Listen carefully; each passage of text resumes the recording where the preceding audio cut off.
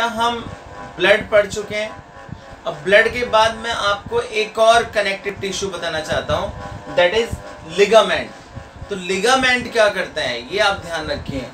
देखिए जब दो बोन्स जुड़ती हैं, ये बोन को बोन से जोड़ता है, बोन टू बोन, ठीक है। Ligament connect, join bone to bone, right. तो आप सोचिए बोन बहुत हार्ड टिश्यू होता है, तो इसको जोड़ने के लिए जो लिगामेंट होंगे दे आर वेरी इलास्टिक, और इसमें बहुत कम मैट्रिक्स होता है, मतलब लिक्विड होता है, और इसकी इलास्टिसिटी काफ़ी ज़्यादा है और इसकी स्ट्रेंथ भी काफ़ी ज़्यादा है। ये बात आप ध्यान रखेंगे। नेक्स्ट जो हमारा कनेक्टिव टिश्यू है दैट इज टेंडोन्स। टेंडोन्स क्या है इसको आप ध्यान रखें, ये मसल्स को बोन से जोड़ता है, मसल्स टू बोन। तो tendons connect muscles to bone, right. तो इसको आप ध्यान रखें। अब देखिए मसल्स सॉफ्ट होती हैं और बोन क्या होती है, हार्ड। तो एक चीज सॉफ्ट है तो टेंडोन्स क्या होंगे, अगर आप उसका लिगामेंट से कंपैरिजन करो तो लिगामेंट के कंपैरिजन में ये थोड़ा मीनिंग इसके अंदर फ्लेक्सिबिलिटी कम होगी। स्ट्रेंथ इसके पास भी काफ़ी ज़्यादा होती है लेकिन फ्लेक्सिबिलिटी कम होगी क्योंकि इसके पास ऑलरेडी क्या है, मसल्स होती हैं, राइट। ये बात आप ध्यान रखेंगे। अब देखिए बेटा एक और हमारा कनेक्टिव टिश्यू होता है, उसका नाम है कार्टिलेज। क्या नाम है उसका, कार्टिलेज। जो कार्टिलेज टिश्यू है मैं आपको बताता हूं ये कहां पाया जाता है। देखिए cartilage it is harder than muscles but softer then bones. ये बोन से तो सॉफ्ट होता है लेकिन मसल से हार्ड होता है। तो इसका मीनिंग क्या है, इसके पास दोनों की प्रॉपर्टी है। जैसे मान लीजिए हमारे ईयर होते हैं, ये उसके बने हुए हैं कार्टिलेज के। तो ये क्या है, इसको आप मसल्स की तरह मोड़ भी सकते हो लेकिन जैसे आप इसको छोड़ेंगे ये बोन की तरह अपनी शेप ले लेगा, राइट। या हमारी जो नोज होती है तो ये भी जो है कार्टिलेज टिश्यू की बनी हुई होती है, राइट। या हमारी जो विंड पाइप है, ट्रैकिया जिसे आप कहते हैं, उसमें भी जो रिंग्स पाई जाती हैं वो भी कार्टिलेज टिश्यू की बनी हुई हैं। और देखिए हमारे जो जॉइंट्स होते हैं, जैसे ये हमारे नी है, ठीक है, तो यहाँ जो नी कैप है यहाँ पर दो बोन्स जुड़ रही हैं, क्लियर। तो जब दो बोन्स जुड़ रही हैं तो वो आपस में रब ना करें, तो इसलिए क्या होता है उनके ऊपर कार्टिलेज की कवरिंग पाई जाती है। और आपने देखा होगा बहुत सारे जो हमारे ओल्ड लोग हैं वो सफ़र करते हैं कि उनको आर्थराइटिस की प्रॉब्लम हो गई, उनके घुटनों में बहुत ज़्यादा दर्द है। तो हुआ क्या एक्चुअल में, जो कार्टिलेज है जब कार्टिलेज घिस जाता है तो बोन्स डायरेक्ट एक दूसरे के कांटेक्ट में आती हैं जिससे फ्रिक्शन होता है और बहुत ज़्यादा पेन होता है, इनटॉलरेबल अनबेरेबल पेन होता है, ठीक है। एक बात और, अब देखिए हमारी जो ये बैकबोन है, तो बैकबोन में भी जो है आप जानते हैं यहाँ पर हमारी बैकबोन में बहुत सारी वर्टिब्री पाई जाती हैं, छोटी छोटी हड्डियाँ पाई जाती हैं जिनको हम वर्टिब्री कहते हैं। आपने सुना होगा बहुत सारे लोगों को सर्वाइकल कहते हैं, गर्दन का दर्द हो गया, तो ये क्या है, सर्वाइकल का मतलब हमारी नेक में जो है 7 सर्वाइकल वर्टिब्रा होती हैं। तो जो वर्टिब्री होती है उनके बीच में भी कार्टिलेज पाया जाता है, ये बात आप ध्यान रखेंगे, ठीक है। तो cartilage is very very important tissue, connective tissue. ये मैं आपको कनेक्टिव टिश्यू पढ़ा रहा हूँ, ये ध्यान रखिएगा, ओके। एक और कनेक्टिव टिश्यू बताता हूँ आपको, लिम्फ। तो लिम्फ और ब्लड ये लगभग सेम जैसे होते हैं, मतलब सेम है, थोड़ा सा अंतर है। देखिए जैसे ब्लड में मैंने आपको बताया था कि उसमें आरबीसी, डब्ल्यूबीसी, प्लेटलेट्स और प्लाज्मा पाए जाते हैं, तो आप ये कह सकते हैं। और जो ब्लड है उसका कलर कैसा है, रेड। लिम्फ का जो कलर है वो थोड़ा लाइट पेल होता है, पेल का मतलब येलोइश, ओके। और उसमें आरबीसी नहीं होती है लिम्फ में, तो आरबीसी नहीं होंगे इसलिए उसका कलर कैसा हो गया, पेल, ठीक है। और उसमें थोड़ा डब्ल्यूबीसी तो पाई जाती हैं, ये बात आप ध्यान रखेंगे। और देखिए जैसे ब्लड से ही लिम्फ बनता है, ब्लड से ही लिम्फ बनता है। ब्लड जो है वो ब्लड वेसल से फ्लो कर रहा है, तो उसमें से अगर प्लाज्मा बाहर आ गया तो उसको हम क्या कह देते हैं, लिम्फ, ठीक है। और मैं आपको समझाता हूं कि जैसे यहाँ पर आप समझिए, तो देखिए लिम्फ बनता कैसे, जैसे ये एक ब्लड वेसल्स हैं, ब्लड वेसल्स में ब्लड फ्लो हो रहा है, राइट। तो ब्लड वेसल्स में से अगर आप जानते हैं ब्लड वेसल्स आगे चलकर क्या बनाता है, कैपिलरीज बनाता है। तो capillaries they are very thin. अब उनमें से अगर ब्लड बाहर आता है तो वो ब्लड जो है वो सेल्स के चारों ओर फैल जाता है। तो वो एक्चुअल में ब्लड नहीं है, वो लिम्फ है। लिम्फ क्यों कह रहे हैं, क्योंकि उसके अंदर आरबीसी नहीं है, प्लेटलेट्स नहीं है, डब्ल्यूबीसी हो सकती हैं, ठीक है। तो ये लिम्फ है जो मैंने ब्लू कलर से शो किया है in the surrounding of cells. तो देखिए इसलिए बिकॉज ये सेल के चारों ओर पाया जा रहा है तो इसको हमने क्या नाम दे दिया, इंटरसेलुलर फ्लूइड, क्योंकि ये किस स्पेस में प्रेजेंट है, इंटरसेलुलर स्पेस में। और आप जानते हैं सेल के ग्रुप को टिश्यू कहा जाता है, इसलिए इसको टिश्यू फ्लूइड भी कहा जाता है, ठीक है। तो ये आप ध्यान रखेंगे। तो आपसे कोई ब्लड और लिम्फ में डिफरेंस ही पूछ सकता है। तो ब्लड कैसे कलर का है, रेड। लिम्फ किसके कैसे कलर का है, पेल। ब्लड में क्या क्या है, आरबीसी है, डब्ल्यूबीसी है, प्लेटलेट्स हैं। इसमें क्या है, प्लाज्मा है, ठीक है, और थोड़ी बहुत डब्ल्यूबीसी है।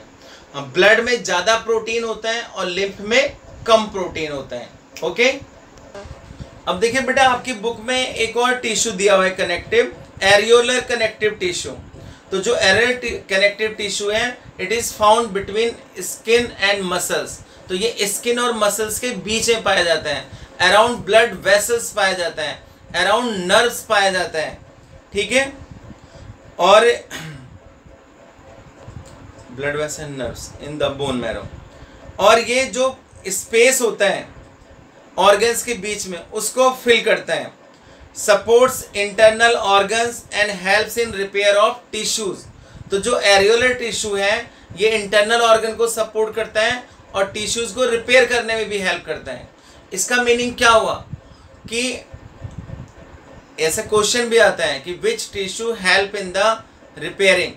तो आप कौन सा टिश्यू का नाम लिखेंगे, एरियोलर टिश्यू का नाम लिखेंगे आप, ठीक है, जो टिश्यूज को रिपेयर करने में हेल्प लिखता है। एक और टिश्यू है जिसका नाम है एडिपोज टिश्यू, एडिपोज। तो एडिपोज क्या होता है बेटा, इसको हम फैट स्टोरिंग टिश्यू भी कहते हैं, फैट स्टोरिंग टिश्यू। तो इसका क्या काम है, देखिए इसका काम है ये इंसुलेटर का काम करता है। इंसुलेटर मतलब हमें ठंड से बचाता है।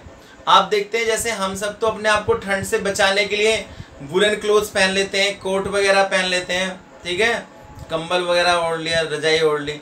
लेकिन क्या एनिमल ऐसा कर पाते हैं, नो। आप देखिए जैसे क्या है, एलिफेंट है, ठीक है, तो एलिफेंट कोई कपड़े पहनता है नहीं। तो वो क्यों अपने आप को ठंड से प्रोटेक्ट कर पाता है, क्योंकि उसके स्किन के नीचे बहुत मोटी लेयर है, किसकी, फैट की, राइट। तो वो फैट की जो लेयर है वो उसकी प्रोटेक्शन कर रही है, किससे, ठंड से प्रोटेक्शन कर रही है।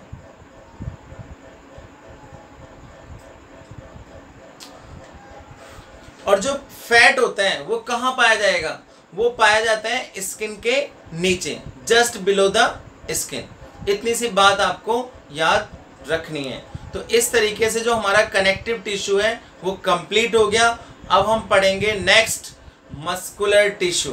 क्या पढ़ने वाले हैं हम, मस्कुलर टिश्यू। और मस्कुलर टिश्यू में आप ध्यान रखेंगे कि हमारे पास 3 टाइप की मसल्स होती हैं। There are 3 types of muscles. First जो मसल्स हैं उनको हम कहते हैं स्ट्रेटेड मसल्स। कौन सी मसल्स, स्ट्रेटेड। सेकंड जो मसल्स हैं हम उनको स्मूथ मसल्स कहते हैं। और थर्ड जो मसल्स हैं उनको हम कहते हैं कार्डिक मसल्स। ओके, ध्यान दीजिए। तो बेटा हमारा जो सेकंड टाइप का टिश्यू है मस्कुलर टिश्यू, तो जैसे मैंने पहले बताया इसमें 3 टाइप की मसल्स हैं, striated muscles, smooth muscles and third cardiac muscles. Clear. तो कि जो स्ट्रेटेड मसल्स हैं उनको हम स्केलेटल मसल्स भी कहते हैं। Skeletal means they are associated with our bones. तो ये हमारे लिम्स में पाई जाती हैं। लिम्स मीन्स हमारे हाथ में और पैर में, ठीक है। तो जो हम अपने हाथ और पैर मूव कर पाते हैं, सपोज मैं ये एक्सरसाइज कर रहा हूँ, ठीक है, ऐसे सोल्जर्स, तो ये किस मसल्स की हेल्प से हम मूव कर पा रहे हैं? हम इसको मूव कर पा रहे हैं with the help of striated muscles. तो बिकॉज ये हमारे डिजायर के अकॉर्डिंग काम करती हैं, हम अपनी इच्छा अनुसार इनको मूव कर सकते हैं, तो these muscles are known as voluntary muscles. Voluntary माने जो हमारे डिजायर के अकॉर्डिंग काम करें। स्ट्रेटेड क्यों कहते हैं इन्हें? स्ट्रेटेड हम इसलिए कहते हैं क्योंकि इनके ऊपर डार्क और लाइट बैंड पाए जाते हैं, मतलब ये पट्टियां सी पाई जाती हैं, डार्क कलर की और लाइट कलर की, आपको दिखाई दे रहा है, ठीक है। और दूसरी बात, ये मल्टी न्यूक्लिएट होती हैं, इनमें जो सेल्स हैं वो क्या है? मल्टी न्यूक्लिएट, और ये सिलेंड्रिकल होती हैं, रॉड की तरह सिलेंड्रिकल होती हैं, अनब्रांच्ड होती हैं, ठीक है, सिलेंड्रिकल एंड अनब्रांच। आप देख रहे हैं कोई ब्रांच नहीं है, ओके। नेक्स्ट जो हमारी मसल्स आती हैं उनको हम कहते हैं, अच्छा इसको हम स्केलेटल मसल्स क्यों कहते हैं? क्योंकि हमारे स्केलेटन से जुड़ी हुई हैं, बोन से जुड़ी हुई हैं, ठीक है।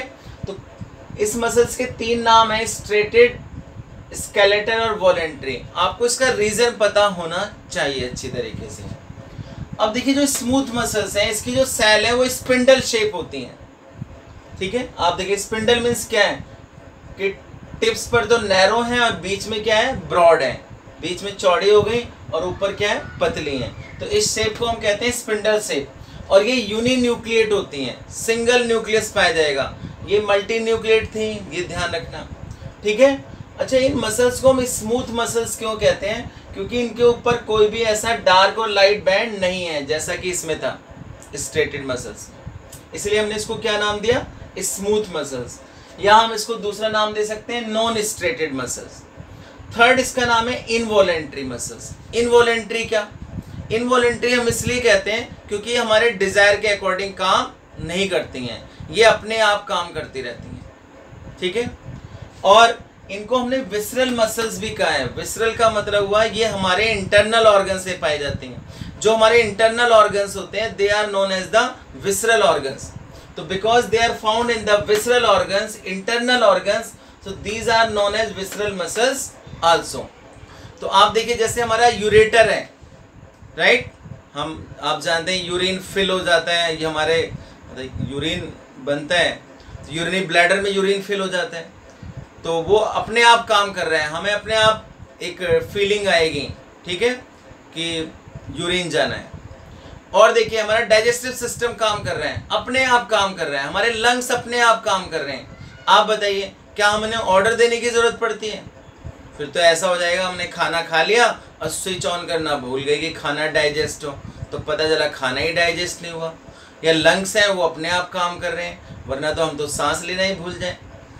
तो जो हमारे मसल्स जो हमारे इंटरनल ऑर्गन्स में, हमारे यूरेटर में है, यूरिनरी ब्लैडर में है, हमारे लंग्स में है, हमारे डाइजेस्टिव सिस्टम में है, तो वो अपने आप काम करती हैं। That's why they are known as the involuntary muscles, और इंटरनल ऑर्गन्स में तो विसरल मसल्स। ओके, ये बात आप ध्यान रखेंगे। थर्ड टाइप की जो मसल्स हैं वो कार्डिक मसल्स हैं। कार्डिक मसल्स जो है they are found only in heart, वो केवल हार्ट में पाई जाती हैं, ठीक है, केवल हार्ट में मिलती हैं। इसलिए आप जानते हो जो हार्ट के डॉक्टर्स होते हैं उनको हम कार्डियोलॉजिस्ट कहते हैं।